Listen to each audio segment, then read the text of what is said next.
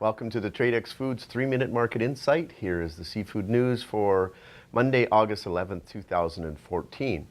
The Fraser River Sockeye Run began last week in British Columbia, and 750,000 pounds were caught during the initial 38-hour opening.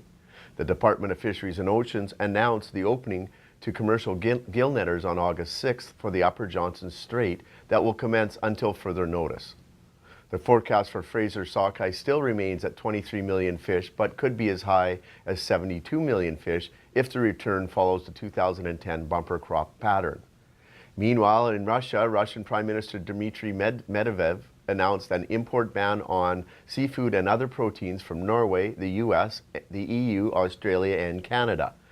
Russia is one of Norway's biggest export markets for seafood, amounting to almost 800 million US worth of export revenue just for salmon.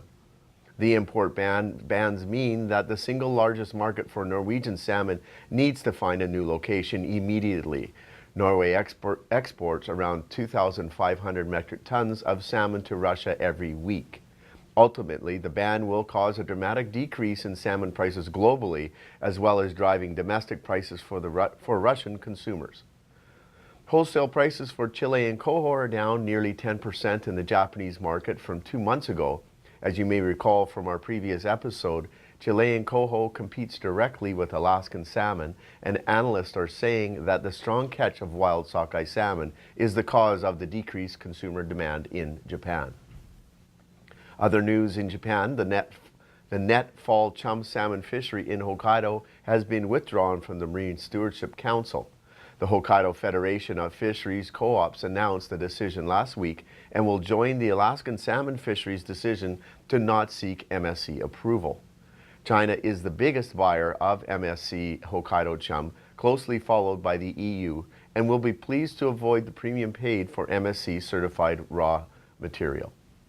Finally, Typhoon Ramasan hit China's smallest province of Hainan last month and has severely cut the capacity of shrimp seedlings.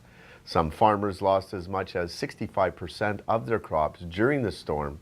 Many of the shrimp hatcheries are still without electricity and will not be able to support the August demand for seedlings.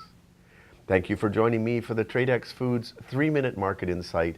This is Robert Ryerson. Buy smart and eat more seafood.